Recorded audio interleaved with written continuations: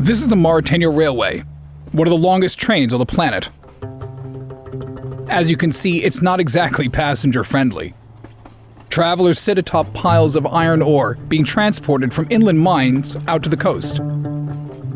It's also unbearably hot, and you're constantly pelted with needle-sharp iron dust. But when you need to cross this stretch of the Sahara, it's this or walking.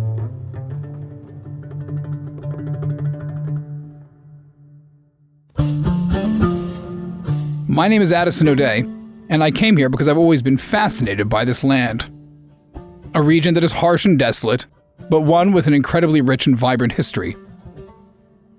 Traders have been journeying across this barren desert since ancient times, and it's always been a dream of mine to follow their path. Traveling throughout this landscape, it's easy to feel isolated.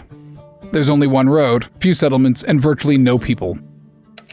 But once upon a time, long camel caravans crossed this land, ferrying salt south and gold north. Entire economies were built off these caravans, with rugged traders journeying through the desert from oasis to oasis.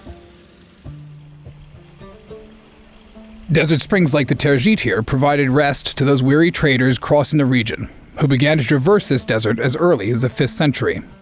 Imagine traveling for days on end through the scorching hot desert before coming across this scene.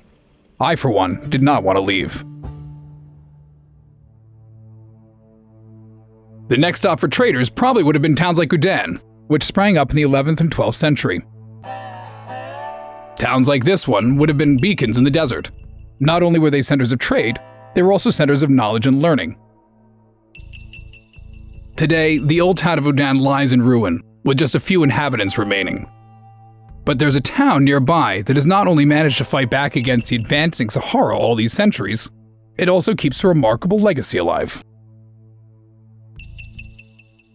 We're in a town called Shingeti, and this is the oldest of the 5 ancient libraries here, La Bibliothèque al-Habat. Contained within these walls are thousands upon thousands of manuscripts, with some even dating back to the 10th century. And it's up to the librarians here to keep them safe. This is Saif Mahmoud, the librarian and direct descendant of the founder of this library, called the Mahmoud Library, which was founded in 1680. Over the centuries, librarians like Saif have worked hard to preserve and study the manuscripts that surround us. Avant, on exposait au soleil pour tirer des termites, des insectes. Parfois, on met du sel pour absorber l'humidité. Parfois, on met pour la sécheresse. Maintenant, nous avons mis dans des boîtes d'archives. Et nous avons même déjà pensé à scanner. There are many lifetimes worth of studies here. The texts cover everything from astronomy to mathematics and medicine, as well as religious texts on Islam. Not to mention some epic ancient poetry, which Saif was only too happy to perform. ولقد ذكرتك والرماح نواهل مني وبيض الهند تقطر من دمي فوددت تقبيل السيوف لأنها لمعت كبارق ذارك المتبسم. En français, c'est un poème d'épopée de France. Mais le poète... Shingeti was labeled a UNESCO World Heritage Site in 1996.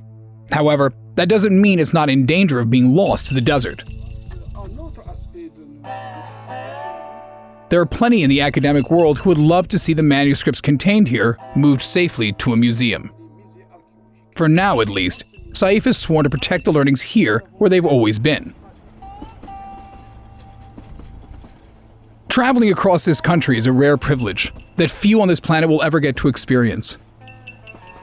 Though, as I've learned, it wasn't always that way. Mauritania's history is a story of movement, of nomads, traders and travelers, crossing miles of some of the harshest environments on Earth.